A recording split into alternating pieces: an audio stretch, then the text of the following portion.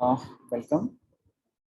आज की क्लास में हम लोग फंक्शंस के बारे में पढ़ेंगे कि पाइथन में हम कैसे फंक्शंस को क्रिएट कर सकते हैं और उन्हें यूज़ करेंगे। तो स्टार्ट करते हैं। मैं एक नई फाइल क्रिएट कर लेता हूँ, ट्यूटोरियल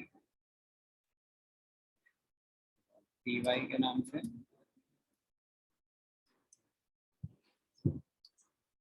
तो यहाँ पे हम फंक्शंस को समझेंगे, फंक्शंस क्या होते हैं, कैसे हमें हेल्प करते हैं, क्या यूज़ है फंक्शंस का।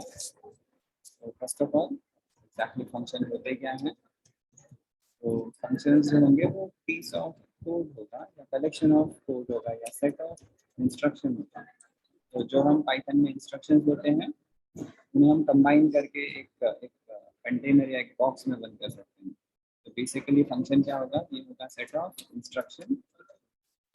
तो इन इंस्ट्रक्शन को जब मैं कंबाइन करूंगा तब ये मिल के एक मीनिंगफुल टास्क को कंप्लीट करेंगे। तो functions are set of instructions और ये क्या करते हैं, ये एग्जीक्यूट करते हैं या कंप्लीट करते हैं मीनिंगफुल टास्क। इन्हें हम मोर प्रिसाइजली कह सकते हैं कि ये सेट ऑफ रिलेटेड इंस्ट्रक्शंस होते हैं। रिलेटेड इंस्ट्रक्शंस होते हैं जो करते क्या है, use to complete a task. तो ये एक काम कंप्लीट करना है जिसमें बहुत सारे इंस्ट्रक्शन लगेंगे, तो हम उन सारे इंस्ट्रक्शंस को कंबाइन करके एक फंक्शन में बंद कर सकते हैं। अब जब हम फंक्शन को यूज करते हैं तो हमें बहुत सारे एडवांटेजेस मिल जाते हैं। जैसे कि हमारा जो पहला एडवांटेज है, इससे जो पहला एडवांटेज है कि हम मॉड्यूलर कोड बना सकते हैं। मॉड्यूलर कोड मतलब क्या है कि हम अपने प्रोग्राम को छोटे छोटे छोटे छोटे पीसेस में डिवाइड कर सकते हैं। इससे बेनिफिट क्या होगा कि जब हम बहुत ही बड़ा कॉम्प्लेक्स कोड भी लिखेंगे तो उन्हें हम जब देखेंगे तो वो हमें एक कॉम्प्लेक्स फाइल ऑफ इंस्ट्रक्शन नहीं मिलेगा, बल्कि वो छोटे छोटे पीसेस में दिखाई देगा। तो इसे हम अच्छी तरह से अंडरस्टैंड कर सकते हैं। तो ये बेनिफिट होता है हमें मॉड्यूलरिटी का कि हम मॉड्यूलर कोड बनाएंगे ताकि चीज़ें समझ में मुझे अच्छे से आए, और अगर चीज़ें मुझे अच्छे से समझेंगी तो मैं उसे अच्छे से मॉडिफाई या फिर चेंज कर सकता हूँ, या फिर उसमें कुछ मिस्टेक हो तो उसे आइडेंटिफाई करके क्लियर भी कर सकते हैं।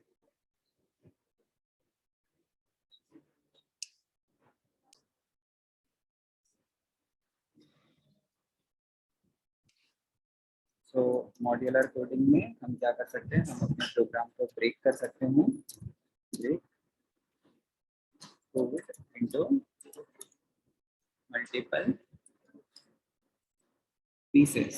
Okay, it's code into multiple pieces, multiple modules कर देता हूँ, ज़्यादा टेक्निकल रहेगा। तो इसको क्या करेगा, डिफरेंट डिफरेंट छोटे छोटे मॉड्यूल्स में ब्रेक करेगा। और इससे हमें बेनिफिट क्या मिलेगी, ये हेल्प करता है to create मैनेजेबल कोड। तो इस कोड को हम अच्छे से मैनेज कर सकते हैं अगर वो विथ फंक्शंस हैं। Okay, help to create manageable, और मैं लिख सकता हूँ help to create manageable program. और ये चीज़ों को अच्छे से ऑर्गेनाइज करता है। तो बेसिकली मॉड्यूलर का मतलब क्या है कि हम चीज़ों को अच्छे से ऑर्गेनाइज करके रख रहे हैं सो दैट उनको मैनेज करना आसान हो, उन्हें समझना ईजी पड़ जाए। और एक बेनिफिट हमें फंक्शन से मिलती है कि अभी अगर मैं एक फंक्शन को क्रिएट करता हूँ तो मैं एक फंक्शन को, एक set of peace of code को बार बार एग्जीक्यूट कर सकता हूँ। तो ये हमें रिपीटेबिलिटी अवॉइड करता है कि हम एक कोड को रीयूज कर सकते हैं। तो हम क्या कर सकते हैं, कोड को रीयूज कर सकते हैं। सो बेसिकली क्या करता है, रिपीटिंग चीज़ों को, जो कोड बार बार रिपीट हो रहा है उसे अवॉइड करता है। तो it avoid repeatability, avoid repetition, it avoids repetition. तो स्टार्ट करते हैं। मैं एक फंक्शन क्रिएट करता हूँ। अगर मुझे उसका सिंटैक्स देखना है कि फंक्शन का सिंटैक्स कैसे होगा, तो हम सबसे पहले डेफ कीवर्ड को यूज करते हैं। जब भी मैं डेफ कीवर्ड लिखूंगा तो इस कीवर्ड से पाइथन को क्या पता चलेगा कि मैं एक फंक्शन क्रिएट करने जा रहा हूँ। नेक्स्ट मैं फंक्शन का नाम लिखता हूँ। जैसे मैं एक फंक्शन क्रिएट करता हूँ जिसका नाम है ग्रीट। ये फंक्शन क्या करेगा, यूजर्स को ग्रीट करेगा। ओके, जो फंक्शन का नाम मैंने यहाँ पे दिया, यहाँ पे मुझे रूल ऑफ आइडेंटिफायर फॉलो करना है। तो जैसे हमने आइडेंटिफायर्स के पहले बारे में पढ़ा है प्रीवियस वीडियो में, उसमें मैंने बताया है कि देयर आर सर्टेन रूल्स जो हमें फॉलो करना चाहिए आइडेंटिफायर्स के नेमिंग के लिए। सेम रूल्स अप्लाई होंगे यहाँ पे भी फंक्शंस के लिए, यानी कि मैं नंबर से स्टार्ट नहीं कर सकता हूँ, कीवर्ड्स को यूज नहीं कर सकता हूँ और स्पेसेस नहीं दे सकता। ठीक है, तो अगर हम ये सारे रूल फॉलो करेंगे तो एक अच्छा सा नाम होगा। और क्या ध्यान रखना है कि जो भी नाम हो वो मीनिंगफुल हो। अब सिंटैक्स क्या है, पहले मैं डेफ कीवर्ड यूज करूंगा। डेफ कीवर्ड के बाद मैं यहाँ पे फंक्शन का नाम दूंगा जो एक आइडेंटिफायर है, सारे रूल्स फॉलो करेगा। यहाँ पे फंक्शंस के पास एक ब्रैकेट होता है जहाँ पे मैं उसके आर्ग्यूमेंट्स पास करता हूँ। ओके, यहाँ पे फंक्शंस के आर्ग्यूमेंट्स पास करते हैं। तो बेसिकली आर्ग्यूमेंट हेल्प करते हैं कि फंक्शन के अंदर कुछ वैल्यूज को, कुछ वेरिएबल्स को, कुछ पैरामीटर्स को क्या कर दिया जाए, अंदर सप्लाई कर दिया जाए। तो हम क्या कर रहे हैं, फंक्शंस की हेल्प से एक छोटा सा मॉड्यूल क्रिएट कर रहे हैं। अगर मुझे चाहिए कि उस मॉड्यूल के अंदर मैं एक्सटर्नली बाहर से कुछ वैल्यूज को सप्लाई कर सकूं, तो इस ब्रैकेट के अंदर मैं आर्ग्यूमेंट्स की हेल्प से वैल्यूज को पास कर सकता हूँ। तो फिलहाल मैं एक फंक्शन क्रिएट करता हूँ जिसमें कोई भी आर्ग्यूमेंट नहीं है। एंड में मुझे एक कोलन यूज करना है, जैसे हम लैंग्वेज में फुल स्टॉप और कॉमा यूज करते हैं, वैसे ही जब हम फंक्शन डिफाइन करेंगे तो यहाँ पे हमें कोलन यूज करना है। Colon is equivalent two comma, जो बताता है कि इसके बाद अभी हमें काम कंटिन्यू रखना है। जैसे मैं एंटर हिट करूंगा, यहाँ पे देखेंगे मेरा कोड जो है वो इंडेंट हो गया है, यहाँ पे थोड़ी स्पेसिंग क्रिएट हो गई है। ये जो इंडेंटेशन है वो इंटेंशनल है, फिक्स्ड है। हमें अब क्या करना है कि जो भी अब लाइन ऑफ कोड में लिखूंगा वो एक फंक्शन के अंदर बंद होना चाहिए, फंक्शन के अंदर रैप होना चाहिए। तो ये इंडेंटेशन डिसाइड करता है कि अब जो मैं आगे की लाइंस लिखूंगा वो फंक्शन के अंदर है या फिर फंक्शन के बाहर है। यहाँ पे मैं ग्रीट फंक्शन में एक स्टेटमेंट प्रिंट करता हूँ। ग्रीट फंक्शन मुझे क्या कहेगा, ये ग्रीट फंक्शन मुझे कहेगा हेलो। ग्रीट फंक्शन मुझे हेलो करके ग्रीट करेगा। ये मैंने कोड मेरी कंप्लीट कर दी है। जैसे मैं इंटर हिट करूंगा, यहाँ पे एक और लाइन है जो इंडेंट है, और यहाँ पे मैं एक और स्टेटमेंट प्रिंट कर देता हूँ। लिखता हूँ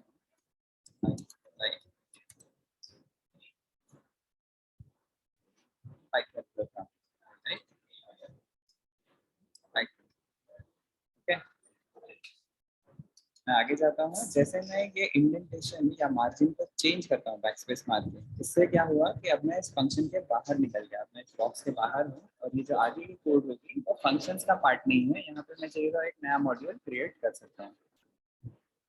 मैं अगर इस कोड को सेव करूँगा, सेव करके अगर मैं इसे रन करूँगा तो यहाँ पे कुछ भी आउटपुट नहीं आएगा। इवन तो मैंने ये कोड लिखा है लेकिन इसका कुछ भी आउटपुट नहीं आएगा, क्योंकि अभी तक मैंने फंक्शन का सिर्फ हाफ पार्ट कंप्लीट किया है, जिसे मैं कहता हूँ फंक्शन डेफिनेशन। यानी अभी मैंने फंक्शन को सिर्फ क्रिएट किया है, अभी मैंने फंक्शन को सिर्फ क्या किया है, क्रिएट किया है।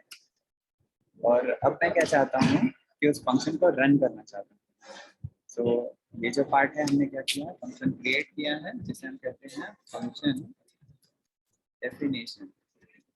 ओके, फंक्शन को डिफाइन करता हूँ, इसका मतलब ये फंक्शन रन नहीं होगा। अगर मुझे फंक्शन को रन करना है तो मुझे क्या करना पड़ेगा, फंक्शन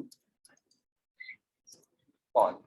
फंक्शन कॉल क्यों करना पड़ता है, to run a function, to run a function.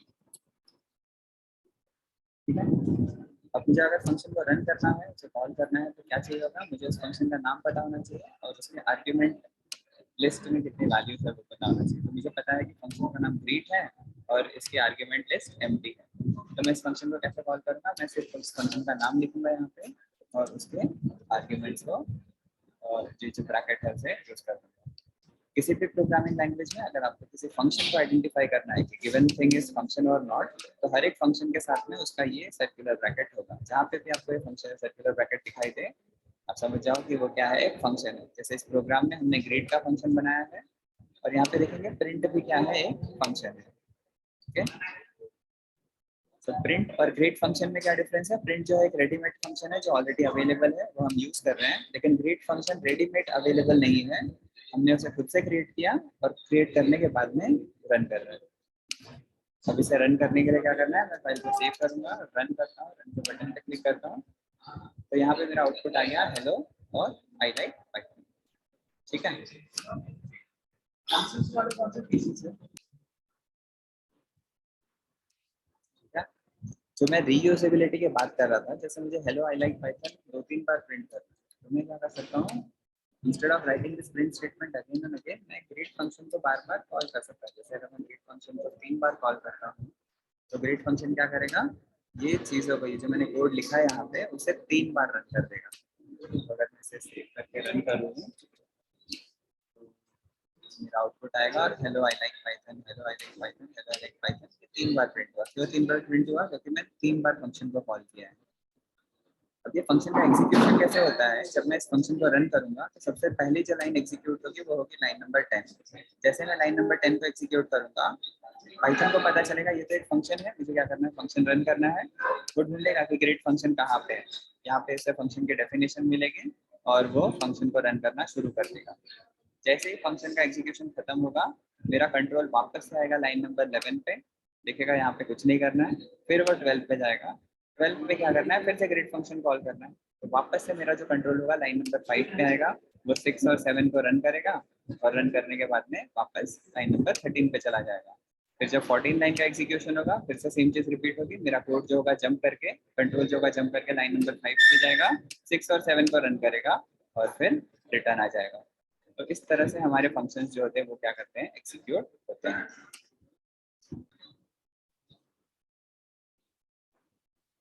तो अभी तक हमने समझ लिया कि किस तरह से हम फंक्शन को क्रिएट करते हैं, कौन से कीवर्ड यूज होंगे और फंक्शन से हमें क्या बेनिफिट मिल रहा है। ओके, तो रीयूजेबिलिटी का बेनिफिट समझ में आ गया। अब मैं इस फंक्शन को थोड़ा चेंज करता हूँ। मैं क्या चाहता हूँ कि ये फंक्शन बहुत बोरिंग लग रहा है, हमेशा एक ही चीज़ से कर रहा है, मुझे इसे क्या करना है, थोड़ा सा डायनामिक बनाना है। तो मैं चाहता हूँ कि ये फंक्शन हेलो के बाद कॉमा करके मेरा नाम बताए, कि हेलो के बाद में नेम भी डिस्प्ले करे, और ये हमेशा पाइथन ही नहीं, जो भी लैंग्वेज हो वो प्रिंट कर देना चाहिए। ठीक है, तो मैं यहाँ पे सब्जेक्ट लिख देता हूँ। ठीक है, अब मैं क्या करता हूँ, इस फंक्शन में ये दोनों वेरिएबल क्रिएट कर देता हूँ। नहीं क्रिएट करना है तो ये दोनों वेरिएबल में यहाँ पे आर्ग्यूमेंट, ये जो आर्ग्यूमेंट लिस्ट है वहाँ पे पास कर दूंगा, तो पहला वेरिएबल नेम है और दूसरा जो है वो क्या है, सब्जेक्ट है।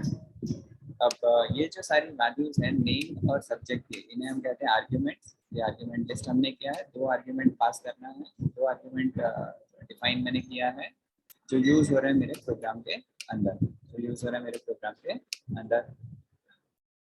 अब डिफरेंस क्या हो जाएगा, जब मैं ग्रीट फंक्शन को कॉल करूंगा तो इसमें मुझे 2 पैरामीटर पास आउट करने पड़ेंगे। जो पहला पैरामीटर होगा वो नेम की वैल्यू होगी और जो दूसरा पैरामीटर होगा वो सब्जेक्ट की वैल्यू होगी। ठीक है, अब ये जो दोनों वैल्यूज है, मैं यूजर से क्या कर सकता हूँ, इनपुट ले सकता हूँ। यूजर से क्या कर सकता हूँ, इनपुट ले सकता हूँ। मैं नेम की वैल्यू और ये जो सब्जेक्ट की वैल्यू है, इसे क्या करता हूँ, यूजर से इनपुट ले लेता हूँ। तो यूजर से इनपुट कैसे लेंगे, मैं एक इनपुट फंक्शन यूज करूंगा। इनपुट फंक्शन में यूजर को कहता हूँ कि अपना नाम एंटर करो, एंटर योर नेम, और यहाँ पे मैं क्या कर देता हूँ, मैं इनपुट करता हूँ और यूजर को कहता हूँ कि अपना सब्जेक्ट एंटर कर दो। ठीक है, अगर मुझे यूजर से वैल्यू नहीं चाहिए, मुझे ऑलरेडी पता है वैल्यू, तो मैं यहाँ पे कुछ भी वैल्यू सप्लाई कर सकता हूँ। वैल्यू ले लेता हूँ, यहाँ पे लिखता हूँ नेम सुमित है, और वो जो है वो जावा लैंग्वेज को बहुत पसंद करता है, या फिर वेदांत है, और वो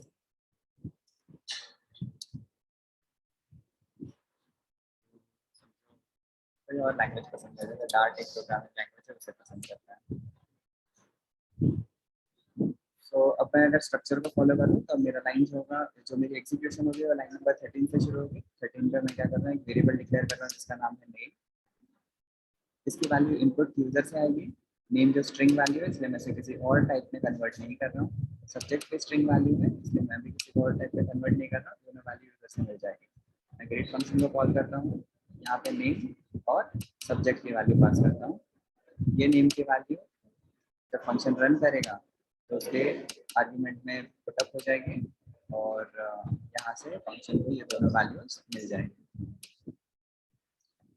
सेव कर लेता हूँ, सेव करके जब मैं इसे रन करूँगा तो मेरा फंक्शन जो होगा 3 बार रन होगा, बट यहाँ पे देखेंगे जब मेरा कोड स्टार्ट हो रहा है वो एंटर योर नेम से शुरू हो रहा है, यानी मेरा जो लाइन है, मेरा जो एग्जीक्यूशन है वो लाइन नंबर 13 से शुरू हो रहा है। सबसे पहले इनपुट के लिए रखा हुआ है, वो पूछ रहा है कि मेरा नाम एंटर करो। यहाँ पे मैं मेरा नाम एंटर कर देता हूँ, करता हूँ। फिर ये मुझसे सब्जेक्ट पूछता है कि मुझे कौन सा सब्जेक्ट पसंद है, मैं कहता हूँ कि मुझे पाइथन जो सब्जेक्ट है वो बहुत अच्छा लगता है। इस तरह से मेरा कोड रन हुआ। फर्स्ट जब टाइम फंक्शन को मैंने कॉल किया, उसने कहा कि hello Rupesh and I like Python, and then उसने कहा hello Sumit and I like Java, and then hello Vedant I like data. ठीक है, सो इस तरह से हम फंक्शन को यूज कर सकते हैं।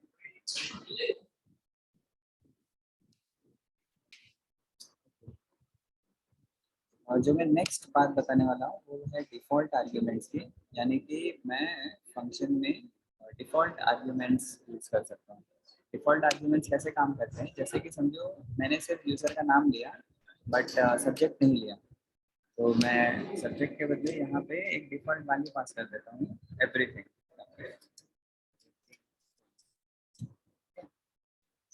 अब क्या होगा अगर कोई जब मैं फंक्शन को कॉल करता हूँ और कोई भी सब्जेक्ट की वैल्यू एंटर नहीं करता हूँ, तो हम दोनों एग्जांपल लेते हैं। पहले अगर मैं यहाँ से एवरीथिंग को हटा देता हूँ, ठीक है, और कॉल की हमें समझ आ गई है, मैं यहाँ पे सब्जेक्ट के वैल्यू को पास नहीं करता हूँ, मैं सिर्फ नेम के वैल्यू इनपुट करता हूँ। अब अगर मैं इसे सेव करूँगा और रन करूँगा, तो ये मुझसे पहले मेरा नाम पूछ रहा है, मैंने मेरा नाम एंटर कर दिया है। एंटर करने का जब मैं सॉरी, तो यहाँ पे मेरा नाम एंटर करना है आउटपुट स्क्रीन पे। यहाँ पे जैसे मैं नाम एंटर करूँगा, सब्जेक्ट पूछ रहा है, मैंने बोल दिया पाइथन, बट जब मैं नेक्स्ट करता हूँ तो यहाँ पे मुझे एरर आ गया। एरर क्या बोल रहा है कि जब मैं क्रिएट फंक्शन को कॉल कर रहा हूँ तो बोल रहा है कि एक आपका ऑब्जेक्ट जो एक जो पैरामीटर है वो क्या है, मिसिंग है। तो उसको क्या चाहिए, एक और पोजिशनल आर्गूमेंट चाहिए, यानी सब्जेक्ट की जो वैल्यू है वो हमने एंटर नहीं की है, तो ये एरर आ जाएगा। ठीक है, अब मैं क्या चाहता हूँ कि अगर समझो मुझे पता नहीं है कि कौन सा सब्जेक्ट एंटर करना है, तो मैं इस वैल्यू को एम्प्टी रख सकता हूँ, और अगर एम्प्टी रखूँगा तो वो बाय डिफॉल्ट सब्जेक्ट का वैल्यू जो होना चाहिए वो चेंज होकर एवरीथिंग हो जाना चाहिए। ठीक है, तो इसे कहते हैं डिफॉल्ट आर्ग्यूमेंट, यानी अगर मैं कोई आर्ग्यूमेंट कोई पैरामीटर वैल्यू पास नहीं करूँगा तो ये डिफॉल्ट वैल्यू जो होगी वो सब्जेक्ट वाले वेरिएबल को मिल जाएगी। ठीक है, समझो मैं सब्जेक्ट की वैल्यू जो है वो यूजर से इनपुट नहीं लेता हूँ और सिर्फ नेम को पास करता हूँ, सेम प्रोग्राम में रन करता हूँ, सेव किया, रन किया। इस वक्त क्या होगा, ये मुझसे मेरा नाम पूछेगा, मैंने नाम एंटर कर दिया है, नाम की वैल्यू जो मैं यहाँ पे मेरे नाम की वैल्यू एंटर कर देता हूँ और एंटर किया तो ये कह रहा है hello Rupesh and I like everything करते हैं। अगर हम कोई पैरामीटर पास करेंगे तो वो पैरामीटर असाइन हो जाएगा, और अगर मैं कुछ नहीं पास करूँगा तो क्या हो जाएगा, वो एवरीथिंग को डिस्प्ले कर देगा।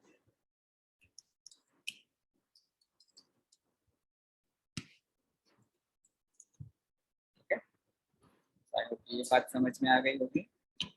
लास्ट एक चीज़ फंक्शन के बारे में बता देता हूँ, उसके बाद में हम एक और इम्पोर्टेंट चीज़ समझेंगे। तो इस फंक्शन से रिलेटेड में हम क्या कर सकते हैं, फंक्शंस में डॉक्यूमेंट स्ट्रिंग लिख सकते हैं जो ट्रिपल कोट से स्टार्ट होता है, ट्रिपल कोट से स्टार्ट होता है।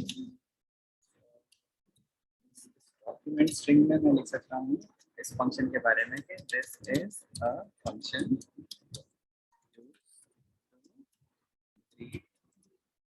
Users.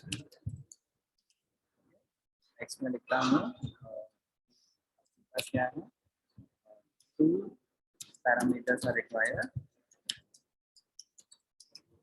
required and second parameter is optional, यानी optional है with default value everything। Okay, मैंने कुछ ऐसे डिस्क्राइब कर दिया चीज़ों में, ऐसी चीज़ तो मैं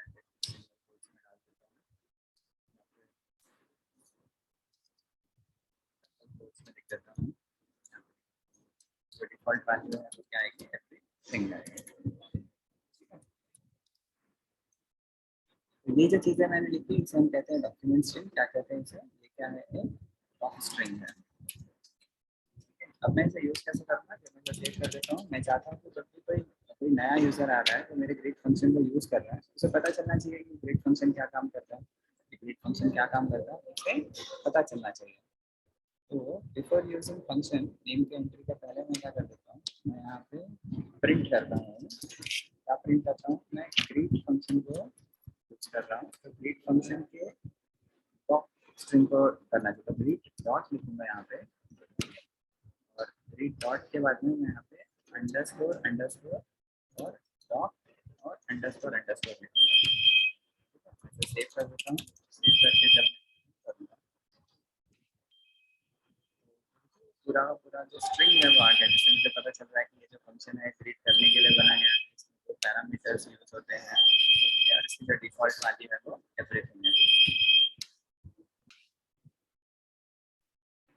तो इस तरह से हम डॉक्यूमेंट स्ट्रिंग को यूज कर सकते हैं। जैसे मैंने इस फंक्शन के बारे में पढ़ लिया, ये फंक्शन क्या यूज का है, क्या काम का है, तो मैं क्या कर सकता हूँ, इसमें यूज करने के लिए मैं वही वैल्यू सप्लाई कर देता हूँ। मुझे पता है कि मैंने दूसरी वैल्यू इनपुट नहीं दी है, तो बाई डिफॉल्ट क्या होगा, एवरीथिंग आएगा।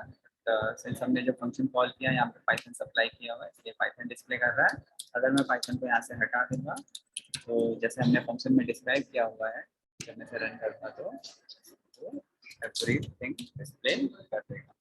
एवरीथिंग क्या करेगा, डिस्प्ले कर देगा। ठीक है, डॉक्यूमेंट स्ट्रिंग क्या करेंगे, अगर मुझे फंक्शन के बारे में कुछ डॉक्यूमेंटेशन लिखना है, कुछ डिस्क्रिप्शन लिखना है, ताकि कोई भी यूजर उसे पढ़ सके और समझ सके कि फंक्शन क्या काम करता है, कैसे यूज करना है, तो वो सारी चीज़ों को हम यहाँ पे फंक्शन डेफिनेशन के वक्त डॉक्यूमेंट स्ट्रिंग के अंदर लिख सकते हैं। तो लास्ट पार्ट हमें समझना है फंक्शन के बारे में, वो है रिटर्न कीवर्ड। वो क्या है, वो है रिटर्न कीवर्ड। सारी की सारी चीज़ें कमेंट देता हूँ। और अब हम समझेंगे इसके बारे में, रिटर्न कीवर्ड के बारे में। तो जो रिटर्न होता है वो क्या करता है कि जो हम ये फंक्शन बना रहे हैं, जो हम ये फंक्शन बना रहे हैं, फंक्शन बेसिकली क्या करता है, वो हमसे कुछ इनपुट लेता है, ओके, और वो इनपुट को लेके क्या करता है, उसमें चेंजेस करता है, उसे मैनिपुलेट करता है, ओके, और मैनिपुलेशन के बाद में जो आउटपुट जनरेट होता है वो हमें रिटर्न करता है। ओके, तो क्या करता है, आउटपुट को क्या करता है, रिटर्न करता है। तो अभी तक जो हमने फंक्शन बनाया वो क्या कर रहा है, कुछ भी वैल्यू हमें रिटर्न नहीं कर रहा है। फंक्शन क्या कर रहा है, कुछ वैल्यू रिटर्न नहीं कर रहा है, बल्कि वो सीधा सीधा आंसर जो है वो यूजर पर डिस्प्ले कर देता है। अब मुझे क्या चाहिए कि मेरा जो फंक्शन होगा वो मुझसे इनपुट लेना चाहिए, वो जो चेंजेस है वो चेंजेस करें, और फिर जो आउटपुट आ रहा है वो रिटर्न करें। आउटपुट क्या करें, रिटर्न करें। तो नेक्स्ट हम समझेंगे कि किस तरह से हम फंक्शन क्रिएट करेंगे जो वैल्यूज को रिटर्न करेगा, और उन सारी वैल्यूज को हम यूज कैसे करेंगे, रिटर्न वैल्यूज को हम यूज कैसे करेंगे प्रोग्राम में। तो मैं यहाँ पे एक फंक्शन क्विकली डिफाइन कर देता हूँ। ये फंक्शन क्या करेगा, ऐड करेगा, दो नंबर्स को ऐड करेगा। पहला नंबर होगा n1 और दूसरा जो नंबर होगा वो n2 होगा।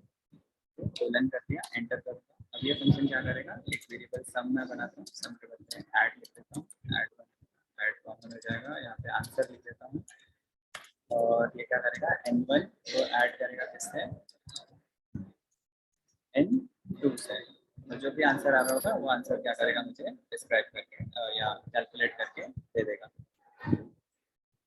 तो मैं चाहता हूँ कि जो आंसर है वो यूजर पर डिस्प्ले ना हो, बल्कि ये मुझे रिटर्न होना चाहिए। तो मैं रिटर्न कीवर्ड लिखूंगा और कहूँगा ये जो आंसर आ रहा है ना वो क्या करो, मुझे रिटर्न दे दो, आंसर मुझे रिटर्न दे दो। तो हमने फंक्शन में देखा, इस फंक्शन को हमने जब क्रिएट किया तो इसमें रिटर्न कीवर्ड का यूज किया हुआ है। अब जब मैं इस फंक्शन को कॉल करूंगा, अब जब मैं इस फंक्शन को कॉल करूंगा, तो मुझे पता है ये मुझे एक वैल्यू रिटर्न देने वाला है। तो जो भी वैल्यू फंक्शन रिटर्न देगा उसे मैं एक वेरिएबल में स्टोर कर लेता हूँ। ठीक है? तो मैं यहाँ पे जो वैल्यू है, सपोज इसका मैं वैल्यू ए दे देता हूँ, ए में मैं मेरे आंसर को स्टोर करना चाहता हूँ। मैं यहाँ पे ऐड फंक्शन को कॉल करूँगा और मुझे चाहिए कि जो मेरा ऐड फंक्शन है ना वो 34 और 54 को ऐड करे, और उसका जो आंसर आ रहा है वो ए में स्टोर कर दे। 34 54 को जब मैंने कॉल किया, 34 54 का वैल्यू देके फंक्शन मेरा रन करेगा, आउटपुट आएगा, और ये आउटपुट कहाँ पे चला जाएगा, ए में चला जाएगा। अब ये वैल्यू मेमोरी में स्टोर है, मुझे अगर यूजर को दिखानी है तो मैं क्या करूँगा, प्रिंट कर दूंगा, क्या करते हैं, एक ही वैल्यू को मैं प्रिंट कर दूँगा। तो सेव करता हूँ, रन करूँगा तो मेरा आउटपुट 88 आ गया। आउटपुट फिर 88 आता है। यहाँ पे ए के बदले में आंसर भी यूज कर सकता हूँ, बट ये जो आंसर वेरिएबल मैंने यहाँ पे यूज किया है, भले ही यहाँ पे ये दोनों सेम हो बट इनकी वैल्यूज जो होगी वो डिफरेंट हो, मतलब इनका इनका जो नेम सेम है बट एक्चुअली में ये दोनों अलग अलग है। अभी अगर मैं इन्हें रन करूंगा तो कुछ डिफरेंस नहीं आएगा, क्योंकि फिलहाल दोनों की वैल्यू 88 है। बट समझो फॉर एग्जांपल मैं क्या करता हूँ, आंसर की वैल्यू को यहाँ पे लिख रहा हूँ 34, आंसर की वैल्यू को यहाँ पे लिख रहा हूँ 34, ओके। और यहाँ पे आंसर की वैल्यू दे देता हूँ 56 और फिर मैं आंसर को कॉल करता हूँ। फिर मैं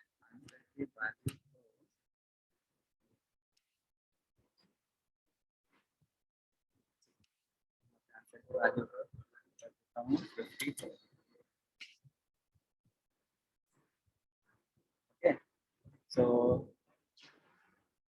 यहाँ पे मैंने दो आंसर वेरिएबल बनाए हैं, फंक्शन से थोड़ा अलग हो गया। यहाँ पे मैं बताना चाह रहा हूँ कि जो फंक्शन के अंदर की वैल्यूज है ना, वो फंक्शन के अंदर ही एग्जीक्यूट होती है, उनके बाहर उनका कुछ एग्जिस्टेंस नहीं होता। तो इवन तो मैंने यहाँ पे एक आंसर नाम का वेरिएबल बनाया है जिसकी वैल्यू 34 है, ओके। लेकिन यहाँ पे मैंने एक दूसरा वेरिएबल आंसर बनाया है जिसकी वैल्यू 54 है। जब मैं इसे प्रिंट करूंगा तो आंसर नाम के दो चीजें मिल रही है प्रोग्राम को, एक का वैल्यू 54 है और दूसरे का वैल्यू 34 है। जब मैं इसे रन करता हूँ, तो मैं रन करूंगा तो ये क्या करेगा, 54 वाली वैल्यू को पिक करेगा, यानी कि जो ये लोकल वैल्यू मिली उसे ही पिक करेगा। और ऐसा नहीं है कि मैंने इसे फंक्शन के नीचे लिखा इसलिए आ रहा है, इसे कट करता हूँ और फंक्शन डेफिनेशन के ऊपर भी लिख देता हूँ, फिर सेव करूंगा, फिर भी ये वैल्यू 54 ही आएगी, ठीक है। यानी इससे क्या पता चलता है कि जो फंक्शन के अंदर का चीज है वो सिर्फ फंक्शन के अंदर ही उसकी दुनिया है, उसके बाहर उसका कुछ एग्जिस्टेंस नहीं होता है। जैसे कि अगर मैं यहाँ पे आंसर को कमेंट कर दूँ या फिर इसकी वैल्यू चेंज करके आंसर 1 कर देता हूँ और अगर मैं रन करूँगा तो मेरा जो रिजल्ट होगा वो एरर आएगा, क्योंकि ये बोल रहा है आंसर नाम का कोई भी वेरिएबल मेरे प्रोग्राम में डिफाइंड नहीं है, इंस्टेड मैंने आंसर 1 डिफाइन किया हुआ है, ठीक है। तो ये नेमिंग के चीजें समझना है, लोकल और ग्लोबल का कॉन्सेप्ट होता है। फंक्शन के अंदर की जो चीजें हैं वो फंक्शन के अंदर लोकली अवेलेबल है, फंक्शन के बाहर उनका कोई भी एग्जिस्टेंस नहीं है। तो जो हम बात कर रहे थे मॉड्यूलरिटी की, उससे क्या पता चलता है कि अगर मैं एक मॉड्यूल बनाता हूँ तो वो एक टोटली सेपरेट एंटिटी है जिसके अंदर के कंटेंट फ्रीली मतलब फ्रीली अवेलेबल नहीं होंगे बाकी सारे कंपोनेंट को, ओके। और हम क्या कर सकते हैं, जैसे मैंने ऐड का फंक्शन बनाया है वैसे मैं सब्ट्रैक्ट का फंक्शन बना सकता हूँ, लेकिन ये अगर फंक्शन के बाहर होना चाहिए तो मार्जिन ध्यान रखना है, क्योंकि सब्ट्रैक्शन का फंक्शन एडिशन के अंदर नहीं बनाना है। यहाँ पे मैं n1 प्लस n2 कर सकता हूँ, तो सब्ट्रैक्शन में n1 माइनस n2 कर सकता हूँ, ठीक है। तो दोनों ही वैल्यू रिटर्न करेगा, जब मैं ऐड को कॉल करूँगा तो ऐड करके वैल्यू दे देगा, जब सब्ट्रैक्शन को कॉल करूँगा तो सब्ट्रैक्ट करेगा। तो मैं क्या करूँगा, पहले ऐड करता हूँ दो नंबर को, मैंने ऐड फंक्शन को कॉल किया, मैं बोल रहा हूँ कि 34 और 45 को ऐड करें, इसका जो आंसर आ रहा है उसे आंसर वेरिएबल में स्टोर करें। फिर मैं क्या करता हूँ, सब्ट्रैक्शन फंक्शन को कॉल करता हूँ, तो इन दोनों वैल्यू को मैं चाहता हूँ कि वो क्या हो जाए, सब्ट्रैक्ट हो जाए। तो ऐड के बदले मैं इस वक्त सब्ट्रैक्शन को कॉल करूँगा। और यहाँ पे सीक्वेंस मैटर नहीं करता है, मैं चाहिए वैसे ऊपर नीचे भी लिखूंगा तो उसके हिसाब से वो स्पेसिफिक ही फंक्शन को कॉल करेगा। इसे और मीनिंगफुल बनाने के लिए मैं लिख देता हूँ, थोड़ा डिस्क्राइब कर देते हैं। यहाँ पे लिखता हूँ एडिशन इक्वल टू, यहाँ पे लिख देता हूँ क्या, सब्ट्रैक्शन इक्वल टू,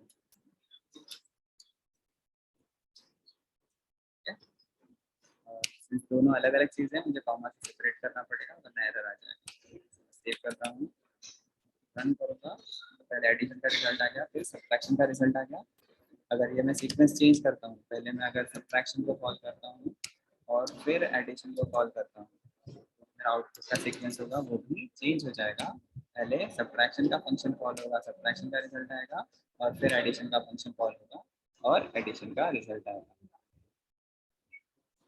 तो आई होप आप लोगों को फंक्शन के बारे में सारी चीज़ें पता चल गई होगी। सो हमने क्या क्या सीखा, फंक्शंस क्या होता है, सेट ऑफ रिलेटेड इंस्ट्रक्शंस है जिसमें हम बहुत सारे इंस्ट्रक्शंस को कंबाइन करके एक बॉक्स में बंद करके रख सकते हैं। इस बॉक्स के अंदर की चीज़ें अंदर ही अवेलेबल होंगी, बाहर की दुनिया को वो डायरेक्टली एक्सेसिबल नहीं होगा। बेनिफिट क्या मिल रहा है, हम चीज़ों को मॉड्यूल में यानी पीसेस में रख रहे हैं, टुकड़े टुकड़े में रख रहे हैं। जैसे हमने यहाँ पे 3 पीसेस बनाए हैं, पहला जो है वो ग्रीड का पीस था, दूसरा एडिशन और सब्ट्रैक्शन है। तीनों अलग अलग चीज़ें, इनको हम इंडिपेंडेंटली अलग अलग जगहों पे यूज़ कर सकते हैं किसी भी सीक्वेंस में। ठीक है, और क्या बेनिफिट मिले, कोड को रीयूज करना है, यानी अगर मुझे 10 नंबर के सेट को ऐड करना है तो मुझे बार बार एडिशन का लॉजिक नहीं लिखना है, सिर्फ फंक्शन को कॉल करते जाना है। ठीक है, ये फिलहाल अभी हमारा एक लाइन का ही फंक्शन है, इसलिए इतना मीनिंगफुल नहीं लगेगा, बट समझो 100 लाइन का मैंने अगर फंक्शन क्रिएट किया होगा तो फिर भी मुझे एक ही लाइन का फंक्शन कॉल करना है और ये मेरा पूरा का पूरा कोड क्या होगा, एग्जीक्यूट करने लगेगा। फंक्शंस को हम 2 पार्ट में कर रहे हैं, फंक्शन को डिफाइन कर रहे हैं और फंक्शन को कॉल कर रहे हैं। तो हम फंक्शंस को पहले डिफाइन कर रहे हैं और फिर उसे कॉल कर रहे हैं। फंक्शन डिफाइन मतलब हम फंक्शन को कंस्ट्रक्शन कर रहे हैं, कंस्ट्रक्ट कर रहे हैं। फंक्शन के अंदर हम आर्ग्यूमेंट पास कर सकते हैं। डेफ कीवर्ड यूज होता है जिससे कंपाइलर को पता चलता है कि हम एक फंक्शन क्रिएट कर रहे हैं। फंक्शन का जो भी नाम होगा वो आइडेंटिफायर्स के रूल को फॉलो करेगा। और हम यहाँ पे डिफॉल्ट आर्ग्यूमेंट भी दे सकते हैं, यानी कि अगर यूजर किसी वैल्यू को सप्लाई नहीं कर पा रहा है तो हम उसके लिए एक डिफॉल्ट वैल्यू रेडी रख सकते हैं। फंक्शंस के अंदर डॉक्यूमेंट स्ट्रिंग लिख सकते हैं जिसके अंदर हम फंक्शन के डिस्क्रिप्शन लिख सकते हैं और शॉर्टकट तरीके से हम लाइन नंबर 15 पे जैसे मैंने कॉल किया इस तरह से हम डॉक्यूमेंट स्ट्रिंग को देख सकते हैं कि फंक्शन के बारे में हमने क्या डिस्क्रिप्शन दिया हुआ है। तो इस तरह से फंक्शंस के बारे में जो जो इम्पोर्टेंट चीज़ें थी वो मैंने कवर कर दी है। कुछ भी आपको इश्यू होगा देन आप कमेंट करके पूछ सकते हैं। Thank you so much.